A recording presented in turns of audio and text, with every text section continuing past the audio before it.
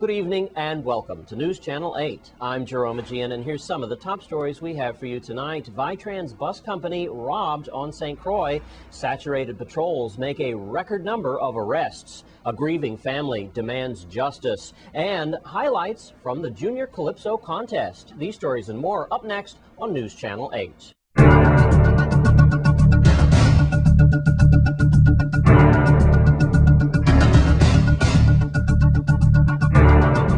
In our top story tonight, Vitrans bus company was burglarized overnight on St. Croix, and since the burglars destroyed many of the machines which give exact change on the buses, the bus service was canceled today in most of the areas. With more on that story, here's Wes Small with more. Thanks a lot, Jerome. We're at Public Works, and I tell you, it's bad news.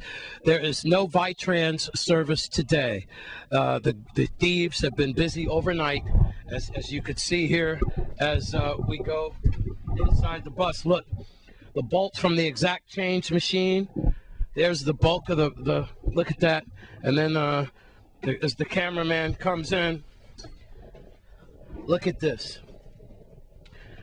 Look at that, the exact change thing there. And this is not the only bus. They broke into 2 offices here and also several Vitrans buses here. Look at this. And now there's no bus service today. Unbelievable. We don't know what security was doing. We don't know if they had security here or not, but this is very sad. A lot of senior citizens use the Vitrans bus, and people that, don't have enough money to take the taxi bus and so forth, they try to get a break, and this is going to affect people's lives coming up to Christmas Eve and so forth. No Vitrans today because the thieves were busy here at Public Works. If we know any more information, and if you know anyone who did this crime, that you should call Crime Stoppers at 1-800-222-TIPS or 911. For now, that's all we know. Hopefully the bus schedule for Vitrans will be better tomorrow, but someone has to get up here and bolt together the exact change registers. That's why they took the buses offline, because, you have to get paid, and looks like the thieves broke up the exact change machines pretty good. At Public Works at Vitrans, I'm Wes Small for News Channel 8. Thanks, Wes. And in other news, police on St. Croix are still looking for this man, Ernesto Isaac John. Here's Melody Rames of the Virgin Islands Police Department with more on that. Detectives on St. Croix are asking for the community's assistance to locate a man who they wish to question. The name of the person is Ernest Isaac John. He is of Carib Indian descent and a native of Dominica. He's about 54 years old and has lived on St. Croix since the mid-90s. Ernest Isaac John has a light brown complexion and straight black hair that he wears in a ponytail. Police Commissioner Novell E. Francis Jr. urges the St. Croix community to help police locate this man. He said, "We have asked for your assistance in the past, and you've not let us down," the commissioner said. If you know Ernest Isaac John, please call detectives, as any information, no matter how insignificant you might think it is, may be useful to the detectives, Commissioner Francis said. If you have any information on Ernest Isaac John, please call detectives at 712-6037, 712-6077, or call the 911 emergency dispatch number. Thanks, Melody Rames. And staying with the Virgin Islands Police Department, saturated patrol units were made record numbers of arrests over the weekend, and sadly, the age of the suspects were an alarming young, even 14 years old. News Channel 8's Wes Small has more on that story and a mobile credit card operation. Thanks a lot, Jerome. We have to talk about saturated patrol. Also, we have some recovered stolen items, some laptops we want to talk to you about, a credit card operation on the road as well. But right now, I want to address the parents in our community and the minors. Folks, we are losing our children to the underworld. Over the weekend in saturated patrol, we had 17 arrests, 15 adults and 2 children, minors, as young as 14 years old. We have reports of 5 suspects that were trying to break into a home in Estate Diamond Ruby. Apparently this was about 12:30 or 1 o'clock in the morning, early Saturday morning or late Friday night. As police, we have video of this that we're watching now, hopefully. Deputy Police Chief Hal and officers in a special saturated patrol came across 5 suspects trying to steal a car. One, determined to be a minor, fled the area. They're still looking for him. He went towards Queens Quarters. Now, while detectives were doing their investigation at that crime scene, neighbors told police that these same suspects had been breaking into other homes in Estate Ruby and Queens Quarters. Found in the possession of one of the suspects' cars was an unlicensed firearm with the safety off, loaded for war. 3 adult suspects, all 18 years old. Samaj Simpson, Louis Aviles, and Kyle Greenwich. We have a 14-year-old minor in that altercation as well. Sadly, he looked up at the deputy police chief with tears in his eyes and said, "I can't go to jail." And when they said, "Why?" he said, "Because I have to go home and study." He was thusly taken to Youth Rehabilitation Center. These 4, including that poor minor, 14 years old, who thought he should have been home studying, attempted robbery, tampering with a vehicle, attempted burglary, unauthorized possession of an unlicensed firearm. Well, that's that. And all I could say is, as we left Ariel Diaz for that initiative, as my general manager said to us, "Heaven help us all." Now I know what he was talking about. Heaven help us all for our children. Looks like the Dominican Republicans are going to a new level when it comes to crime.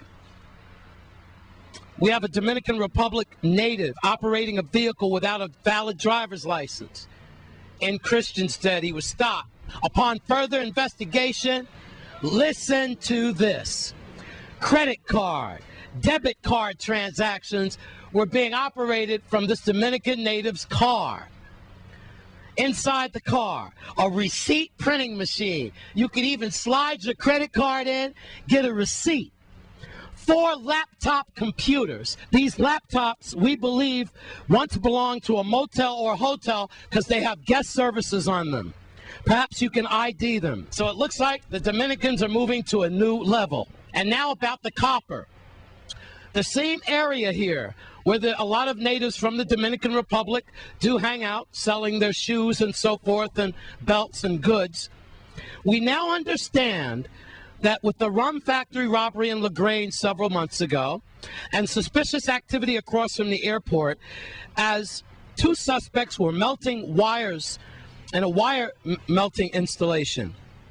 They were just charged with environmental hazard, and they really let them go. Also, conduits were pulled out by the rum factory. We believe, and those suspects said, that they were sent to pull out these things right here at this instant where we buy metal. Right there. See that?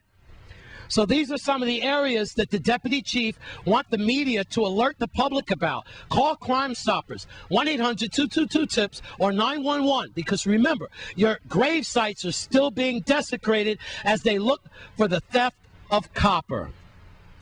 Last but not least, we might have your dumb crook of the year. Again, it looks like the candidates keep on mounting. We have a suspect in a BMW at Consumer gas station. Deputy Police Chief Howell walked up on him as he was smoking a joint, and he took the lit joint and put it under his butt as Hal questioned him. And then down the road, Hal kind of let him up as his butt was smoking and he was fidgeting in pain.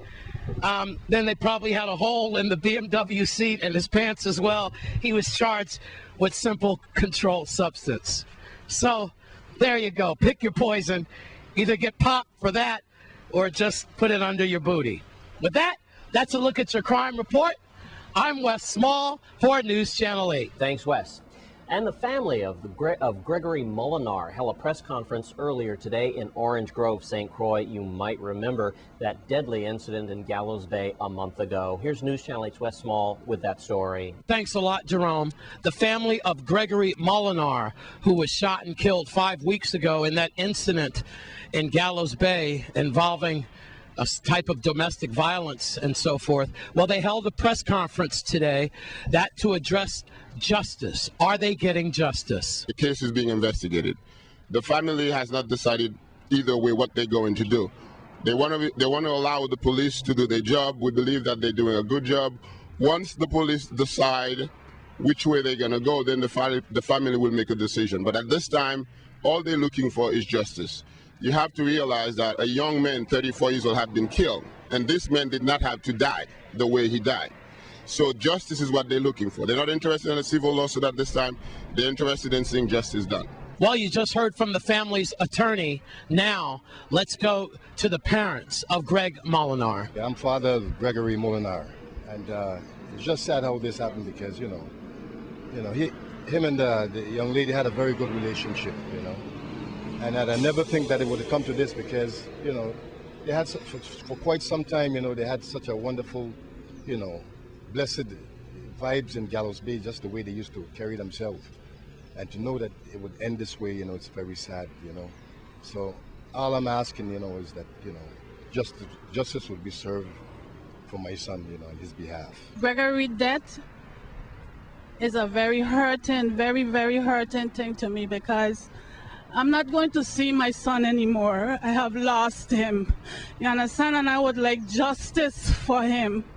Okay? And Gregory was a child. Around this time, he would bring his daughter and his family to visit me.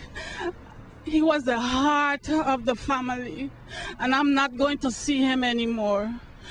I want justice for my son. Thank you. Well, there you have it. We'll just have to stay tuned to find out what this family and their attorneys have planned next. When I asked what would be their next venue, if they would file a wrongful death civil suit and proceed further in the courts, they figured they would wait and talk to the Attorney General and the Department of Justice to see where this case takes them. In Orange Grove, across the street from the federal courthouse, I'm Wes Small, Ford News Channel 8. Thanks, Wes. And when we come back from this break, the Disney ship lands in St. Thomas. Stay with us.